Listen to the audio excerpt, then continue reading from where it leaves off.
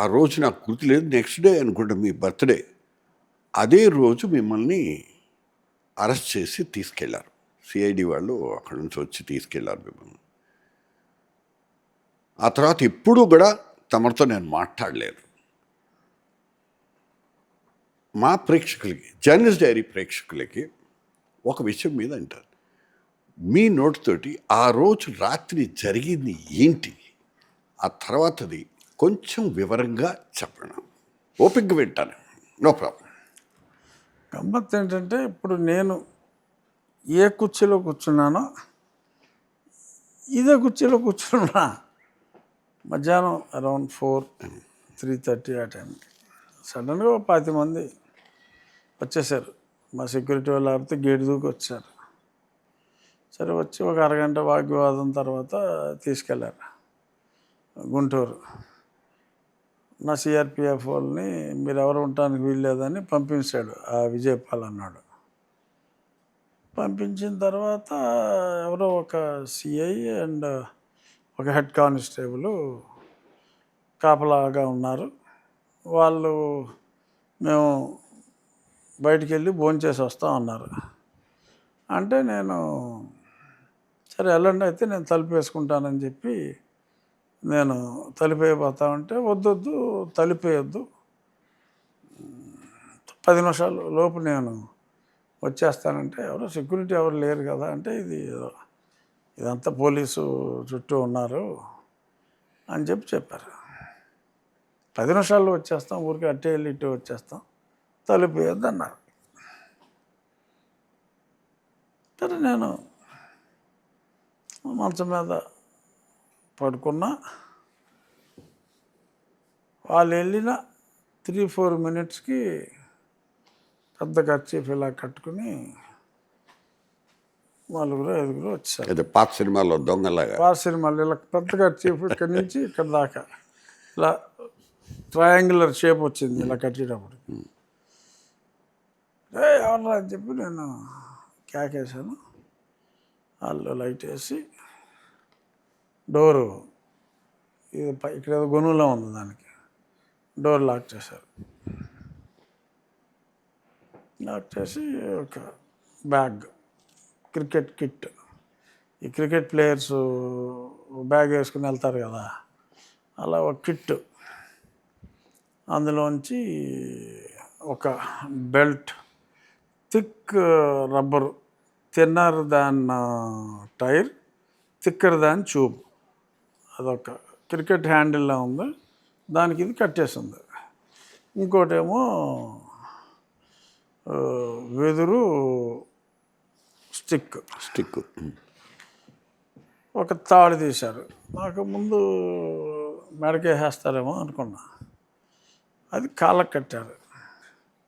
ఇంకోటి ఏదన్నా తీసి మళ్ళీ ఇప్పుడు సినిమాల్లో చూడటమే, కాళ్ళు కట్టేసి ఇలాగ ఊరేసిన తర్వాత విలన్లు తీసేస్తారు కదా, మళ్ళీ ఆడే ఊరేసుకున్నట్టు. కేకలేస్తానండి, అసలు ఎవడో వచ్చేవాళ్ళు లేడు. అర్థమైపోయింది సీన్, వీళ్ళు వెళ్ళటం వాళ్ళు రావటం ఇదేదో జరిగిన ఆర్గనైజ్డ్గానే జరుగుతుంది అన్నది అర్థమైపోయింది. కేకలేసినా పట్టించుకునే వాళ్ళు లేడు.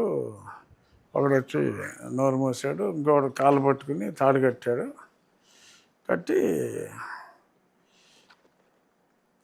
ఒక పక్కన ఒకడు ఈ రబ్బర్ బెల్ట్, ఇంకో పక్కన కూడా కర్ర, ఇలా కొట్టి ఇలా తీసేటప్పటికి ఆ కర్రతో కొడతాడు, ఆ కర్ర తీసేటప్పటికి బెల్ట్, అలా ఒక 25-30 టైమ్స్ కొట్టి మళ్ళీ ఆ తాడు తీసి గదిలో ఇంకా అప్పటికే ఒక ఫస్ట్ రౌండ్కే ఫ్రీగా నడిచే పరిస్థితి లేదు, కాలు వాసిపోయినాయి. అలా గోడ మీద చేతి పెట్టుకుంటూ అలా నడిచాం. సో ముందు ఇలా పడుకోబెట్టి ఇలా మంచం మీద ఇలా పడుకుని ఉంటే అదే పొజిషన్లో కొట్టారు. సో కాళ్ళు ఎలా ఉన్నాయి, తర్వాత రివర్స్లో పడుకోమన్నారు. సో కాళ్ళు ఎలా ఉంటాయి, మళ్ళీ కొట్టారు. మళ్ళీ రెండోసారి తిప్పిన తర్వాత మూడోసారి మళ్ళీ ఇలా పడుకోబెట్టి అప్పుడు ఒకడు బండోడు వచ్చి టక్కుమని చెస్ట్ మీద కూర్చున్నాడు. ఇది జరిగింది మే 14, 2021. సో నవంబర్ 30 2020 నాడు నాకు ఓపెన్ హార్ట్ సర్జరీ అయింది. అంటే 5 నెలలు అయింది అప్పుడు. సో కూర్చున్న వెంటనే ఆ హఠాత్ కుదుపుకి నా మంచం వైపున్న తల వైపున్న 2 కోళ్ళు ఇరిగిపోయినాయి. సో మంచం ఎలా అయిపోయింది. సో వాళ్ళకి మరీ యాంగిల్ బ్రహ్మాండంగా ఉంది. ఇంకా నెక్స్ట్ రౌండ్లన్నీ తర్వాత 2 రౌండ్లు ఇంకా అలాగే పడుకోబెట్టి ఇంకా దింపటం నడిపించడం లేకుండా ఒక 5 నిమిషాలు గ్యాప్ ఎక్కువ ఇచ్చి కొట్టేసి వదిలేసి అప్పుడు మధ్యలో నా సెల్ ఫోను ఓపెన్ చేయమన్నారు. ఇక్కడికి వచ్చినప్పుడు సెల్ ఫోన్ లాగేశాడు ఆడు విజయపాల్ గారు. ఆడు తీసుకొచ్చి ఓపెన్ చేయమన్నాడు. సో సెల్ ఫోను ఆ కోడ్ కొట్టేశాను. అది తీసుకుని వెళ్ళిపోయిన వెంటనే మళ్ళీ 2 నిమిషాలకి మళ్ళీ ఆ సిఐ హెడ్ కానిస్టేబుల్ ఇద్దరు వచ్చారు. వచ్చి ఏంటి రాజుగారు ఏమైంది, ఏంటి ఇలాగా మనసు విరిగిపోయింది అన్నారు. అంటే మీకు తెలియకుండానే అవుతుందా, మీరు వెళ్ళారు వాళ్ళు వచ్చారు, వాళ్ళు వెళ్ళారు మీరు వచ్చారు, అంతా అర్థమైపోతుంది, ఎందుకు ఈ డ్రామాలన్నీ అనవసరం. లేదు లేదు ఇక్కడికి ఎవరు రాలేదు అని చెప్పేయటం. సో మంచినీళ్ళు అడిగాను, నీళ్ళే మంచినీళ్ళు అడిగా, గట్టిగా కొట్టేటప్పటికి కేకలేసి గొంతు ఎండిపోయింది. అప్పుడు ఇప్పుడు నువ్వు మంచినీళ్ళు ఈ చల్లటి నీళ్ళు తాగామంటే సస్తావు నా కొడక, అన్ని బూతులే, కొట్టేటప్పుడు కూడా లజ్జావడ కానీ అదని ఇదని పచ్చి బూతులు. బెయిల్ క్యాన్సిలేషన్ చేస్తావరా, ముఖ్యమంత్రి బెయిల్ క్యాన్సిలేషన్ చేస్తావరా నా కొడక, పచ్చి బూతులు తిట్టారు. సో వెళ్ళిన తర్వాత వీళ్ళు వేడి నీళ్ళు తాగాలని చెప్పి వీళ్ళు చెప్పారు సలహా వెళ్ళేవాళ్ళు. ఆ తర్వాత వాళ్ళు కూడా వేడి నీళ్ళే తీసుకొచ్చారు. ఈ నీళ్ళు తాగకూడదని చెప్పి కొంచెం గోరువెచ్చని నీళ్ళు, మరి అక్కడే ఏం చేశారో కొంచెం గోరువెచ్చని నీళ్ళే మంచినీళ్ళు ఇచ్చారు. ఆ తర్వాత నెక్స్ట్ డే మార్నింగ్ డాక్టర్ వచ్చాడు. చూసి కాళ్ళంతా స్ట్రీక్స్ లాగా నల్ల ప్యాచ్లాగా బ్లడ్ క్లాట్ అయిపోయి ఉంది. ఆ డాక్టర్ కూడా సరే ఈ బ్లడ్ క్లాట్స్ ఈ ట్రావెల్ చేసినాయి అంటే ఈ హార్ట్ ఫెయిల్ అయ్యి after A day or 2 you may collapse, blood thinners వాడాలి అంటే నాకు ఆల్రెడీ ఓపెన్ హార్ట్ సర్జరీ అయింది. సో నేను మీరు అప్పటికే బ్లడ్ థిన్నర్స్ వాడటం మొదలుపెట్టి అంతకు ముందు ఉందా మీరు బ్లడ్ థిన్నర్స్? లేదు, సర్జరీ అయిన తర్వాత it's mandatory, okay, compulsory. So అది జస్ట్ కొంత period you increase the dose, morning ఒకటి ఈవినింగ్ ఒకటి వేసుకోండి, లేకపోతే ఇబ్బంది పడతారంటే రిపోర్ట్లో రాయమన్నా. లేదు సార్ నేను మీ అభిమాని కాబట్టి చెప్తున్నా, I been clearly instructed that I have to give a normal report. So I'm helpless, పోలీసులు నాకు చెప్పి పంపారు, కానీ మీరు అది వాడండి అని అతను చెప్పాడు. ఆ తర్వాత I had come to know that 164 statement ఆ డాక్టర్లు అందరూ ఇచ్చారు. ఈ సిచ్యువేషన్ చూశాను, I been compelled to say like this అని స్టేట్మెంట్స్ ఇచ్చారు. ఇచ్చినప్పటికీ ఇంకా ఇప్పుడు దాకా ఆ సునీల్ కుమార్ అన్నోడిని ఈ ప్రభుత్వం ఎందుకు వదిలేసింది, ఎందుకు అరెస్ట్ చేయలేదు ఇంకా అనేది it's $1 billion question even to me. చాలా అతి నీచంగా అతి దారుణంగా అరెస్ట్ చేశారు. ఇప్పుడు ఈ సునీల్ నాయక్ వీళ్ళ వ్యవహారం ఇదంతా, దీని మీద మీరు క్లియర్ కట్గా స్టేట్మెంట్ ఇచ్చారు కదా, అసలు ఎలా జరిగింది అదంతా ఒకసారి చెప్పగలరా? అదే ఇప్పుడు సునీల్ నాయక్ అన్నోడు ఆ రోజు అక్కడే ఉన్నాడు, గదిలోకి రాలేదాడు, ఆడు పక్క గదిలో ఉన్నాడు. అతను విజయపాలు పక్క గదిలో ఉన్నారు.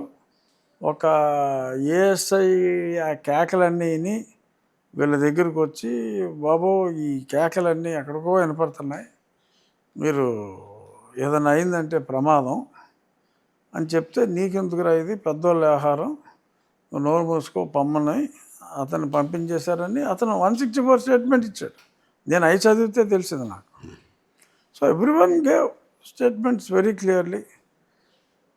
సునీల్ నాయక్ అన్నవాడు అక్కడికి వచ్చినట్టు ఎవిడెన్స్లు అన్నీ ఉన్నాయి, అటు స్పాట్లో ఉన్నట్టు. సో అడిగారు అతన్ని, వై డి యు కమ్ అంటే, ఏదో విఐపి ఎంపీ కదా ఎందుకన్నా మంచిదని నేను వచ్చానంటే, నువ్వే కంప్లైనెంట్వి అక్కడ, complainant cannot be at the time of arrest, అక్కడ నువ్వే మళ్ళీ ఇన్వెస్టిగేషన్ ఆఫీసర్ లాగా నువ్వే అక్కడ ఉండి అంటే, ఐ డి నాట్ ఇన్వెస్టిగేట్, కానీ నేను అంటే బియాండ్ డౌట్ అక్కడ అతనికి వచ్చినట్టు ప్రూవ్ అయిపోయింది. సో ఈ కుడ్ నాట్ ఎస్కేప్. సో నేను వచ్చిన మాట నిజం, కానీ నాకేం తెలీదు, అతను కొట్టినట్టు నాకేమీ తెలీదు, అది కరెక్ట్ కాదన్నట్టు. తర్వాత ఆ డాక్టర్ ఎలాగ ఇన్ఫ్లుయెన్స్ చేసింది ప్రభావతి ఇతర డాక్టర్లు అన్నది, ఇతర డాక్టర్లు కూడా స్టేట్మెంట్స్ ఇచ్చేశారు, రిపోర్ట్లు మార్చమని చెప్పి ఈ లేడీ ఎలాగా చేసింది.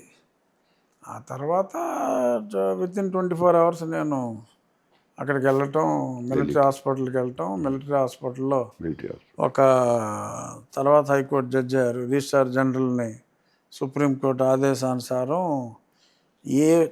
ప్రతి టెస్ట్కి ఆయన ప్రెజెన్స్లోనే ఏది స్కానింగ్ చేసినా ఏది చేసినా కూడా, ఎక్స్రేలు తీసినా అన్నీ ఆయన సమక్షంలోనే తీసి ఆ రిపోర్ట్స్ ఆయన సమక్షంలోనే ఏముందన్నదే క్లియర్గా రాశారు. అందులో చాలా ఈ ఫిజికల్ అబ్యూస్ జరిగిందని వాళ్ళు కన్ఫర్మ్ చేశారు క్లియర్గా. అదే సుప్రీంకోర్టు కూడా పరిగణలోకి తీసుకుంది. ఇంత ఓపెన్గా ముఖ్యమంత్రి కాకముందు ఎన్నో మీటింగుల్లో అయినా చెప్పాడు, ఇలాగ రఘురామకృష్ణరాజుని ఇలాగ గొడ్డుని బాదినట్టు బాదారు, ఎంపీ అని చెప్పి చూడకుండా కూడా ఆ బాదారు అని. కానీ సర్ప్రైజింగ్ ఫ్యాక్ట్ ఏంటంటే, మరి ఇప్పుడు దాకా ఇంకా విచారణ సాగుతూనే ఉంది, కొనసాగుతూనే ఉంది. ఇప్పుడు ఒక్క విషయం అండి, చాలా స్పష్టంగా చెప్పండి, మనసులో ఉన్న మాట మీరు చెప్తారు నాకు తెలుసు. స్ట్రైట్ ఫార్వర్డ్గా, ఈ ప్రభుత్వం మీ ప్రభుత్వం, రాష్ట్రంలో ఉన్నటువంటి ప్రభుత్వం, కేంద్రంలో కూడా మీ ప్రభుత్వం ఉంది, కూటమి ప్రభుత్వం అయినప్పటికీ కూడా ఈ విచారణ 2026 దాకా ఇంకా కొనసాగుతుందంటే, జస్టిస్, న్యాయం అనేది మీ వైపు ఉంటుందా, మీకు దక్కుతుందా అనేటువంటి నమ్మకం మీకుందా ఈ ప్రభుత్వాల మీద? అంటే నమ్మకం అయితే ఇంకా ఉంది. అంటే కోర్టు నుంచి మీకు అనుకూలంగా తీర్పు వస్తుందనా, లేకపోతే విచారణ మీకు అనుకూలంగా? కోర్టు నుంచి అంటే నాకు నిజంగా I'm very sorry to say, ఇప్పుడు సునీల్ నాయక్ యాంటిసిపేటరీ బెయిల్కి వచ్చాడు, సో దానికి ముందే అరెస్ట్ అయ్యాడు. అరెస్ట్ అయిన తర్వాత యాంటిసిపేటరీ బెయిల్ అన్నది అర్ధరహితం అని చెప్పి ప్రభుత్వం ఆర్గ్యూ చేసింది. దాని మీద డెసిషన్ తీసుకోమని చెప్పి ప్రభుత్వం ఎంగేజ్ చేసిన సీనియర్ న్యాయవాదులు సిద్ధార్థ లూత్రా, సిద్ధార్థ అగర్వాల్ ప్రభుత్వం సైడ్ నుంచి తప్పు లేకుండా ఎంగేజ్ చేశారు. 3 నెలల నుంచి నడుస్తూనే ఉందండి కోర్టులో. 2 సార్లు జడ్జిమెంట్ రిజర్వ్డ్, నేను ఇంకా రెడీ చేయలేదు జడ్జిమెంటు, నాకు కన్ఫ్యూజింగ్గా ఉంది, నాకు ఇంకా సమయం కావాలని చెప్పి జడ్జి మాట్లాడటం జరిగింది. 2 సార్లు వాయిదా వేసి 3వసారి రిజర్వ్డ్ ఫర్ ఆర్డర్ అని చెప్పిన దాన్ని నేను మళ్ళీ వినాలి అని మళ్ళీ అదే న్యాయమూర్తి చెప్పడం జరిగింది. వినాలి అని ఒక డేట్ ఇచ్చిన తర్వాత మళ్ళీ ఈరోజు నేను వినలేను, ఇంకొక రోజు వింటాను అని చెప్పి మళ్ళీ దాన్ని వాయిదా వేయటం జరిగింది. అంటే ఒకసారి జడ్జిమెంట్ రిజర్వ్ అయిన తర్వాత మళ్ళీ వినడం ఏంటి కేసు? అదే ఆశ్చర్యం. రిజర్వ్ చేసినప్పటికీ నాకు మళ్ళీ వినవలసిన అవసరం ఉంది అని. అంటే చట్ట ప్రకారం కూడా, రాజ్యాంగం ప్రకారం, ఈవెన్ చట్ట ప్రకారం కూడా ఒక్కసారి జడ్జిమెంట్ రిజర్వ్ చేసిన తర్వాత 6 నెలల లోపల దాన్ని 6 నెలల కంటే మించి చేయడానికి వీల్లేదనే ఒక నియమం ఉన్నది. అది ఒకప్పుడు మొన్న సుప్రీంకోర్టు యాక్చువల్గా ఈ తతంగం అంతా అయిన తర్వాత వేరే ఇష్యూలో 20 days బ్యాక్ సుప్రీంకోర్టు సెలవులకు మూసేసి ముందు సుప్రీంకోర్టు బెయిలు ఇటువంటి విషయాల్లో 1 రోజులోనే మీరు నిర్ణయం చెప్పాలి ఆ తర్వాత జడ్జిమెంట్ రిజర్వ్డ్కి విపరీతమైన సమయాలు తీసుకోవడానికి లేదు. చీఫ్ జస్టిస్ అవసరమైతే ఇనార్డినేట్ డిలే జరిగితే ఆ బెంచ్ నుంచి వేరే బెంచ్కి మార్చేయమని చెప్పి మొన్న చెప్పడం జరిగింది. ఇప్పుడు రేపు 15వ తారీఖు ఏపీ కోర్టులు రీఓపెన్ అయితే మళ్ళీ ఏం జరిగింది ఇక్కడ, ఆఖరి రోజు 3 నెలల నుంచి ఇని జడ్జిమెంట్ చెప్పకుండా మళ్ళీ వినాలి అంటూ అలాగే వదిలేస్తుంటే మరి రేపు రోస్టర్ మారితే ఇంకో జడ్జికి వెళ్ళేది. ఆఖరి రోజు ఇది పార్ట్ హర్డ్ అని కూడా వారు పేర్కోవడం జరిగింది. అంటే ఆ బెంచ్లోనే ఉంటుంది అది పార్ట్ హర్డ్ కాబట్టి. బట్ ఇప్పుడు సుప్రీంకోర్టు తీర్పు వచ్చింది కాబట్టి ఇంకా వింటూనే ఉంటాను అని అంటుంటే I have got every right to approach the chief bench to post it before some other bench. Anticipatory bail arrest చూపెట్టిన తర్వాత యాంటిసిపేటరీ బెయిల్ ఇవ్వచ్చా లేదా అనే దాని మీద మీరు జడ్జిమెంట్ చెప్పండి అని స్పష్టంగా అడిగారు. ప్రభుత్వం సైడ్ న్యాయవాదులు, నా కౌన్సిల్ కాదు, ప్రభుత్వం side. So they are clear. So ప్రభుత్వం సైడ్ నుంచి వాళ్ళు చేయగలిగింది చేస్తున్నారు. కానీ న్యాయస్థానంలో ఇనార్డినేట్ డిలే అవుతుంది, అది వారి ప్రెరగేటివ్ అని అనుకున్నాం. అలాంటి ప్రెరగేటివ్లు కుదరవని సుప్రీంకోర్టు చెప్పింది మరి.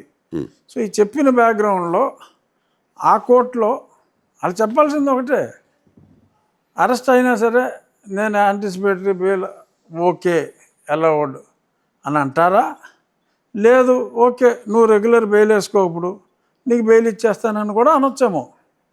చెప్పలేం, ఏదో ఒకటి అనమంటున్నాం.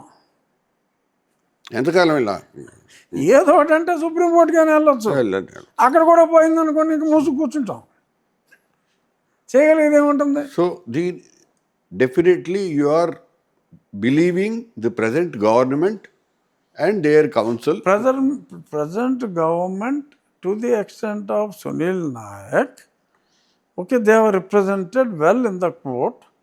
Since the court, it is getting inordinately delayed, to that extent I can't find fault with the state government. But why did they not arrest the accused number 1? ఎందుకు వదిలేశారు అతన్ని? అతను బరి తెగించి మార్కెట్లో అమ్మడం తిరిగి ఈ ముఖ్యమంత్రి పనికిరాడు, పలానా కులంవాడు ముఖ్యమంత్రి అవ్వాలి అని విచ్చలవిడిగా మాట్లాడుతున్నాడు. ప్రభుత్వం ఇంకా సస్పెండ్ చేసింది కానీ డిస్మిస్ చేయలే సర్వీస్ నుంచి, ఇంకా ప్రభుత్వ ఉద్యోగే, ఇష్టం వచ్చినట్టు మాట్లాడుతున్నాడు. ఏదో బీహార్కి కూడా వెళ్ళిపోయి అక్కడ నానా గొడవ రభస జరిగింది అతన్ని.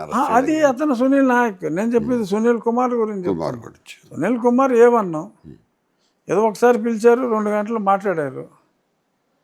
So why are they so lenient toward Sunil Kumar? ఎందుకంటే 164 స్టేట్మెంట్స్ అన్నీ దే ఆర్ వెరీ క్లియర్. అతను నాకు సంబంధం లేదని చెప్పడానికి లేదు. మరి అయినా ఆ ఉదాసీనత ఎందుకో నాకు అర్థం కాదు. సో ఇప్పుడు దీనికి రాజకీయ పరమైనటువంటి కారణాలు ఏవి లేవంటారు మీరు డిలే అవ్వడానికి? అంటే డిలే అవ్వటానికి అంటే నాకు అర్థం కాదు ఎందుకు డిలే అవుతుంది, ఎందుకు సునీల్ కుమార్ మీద ఉదాసీనత.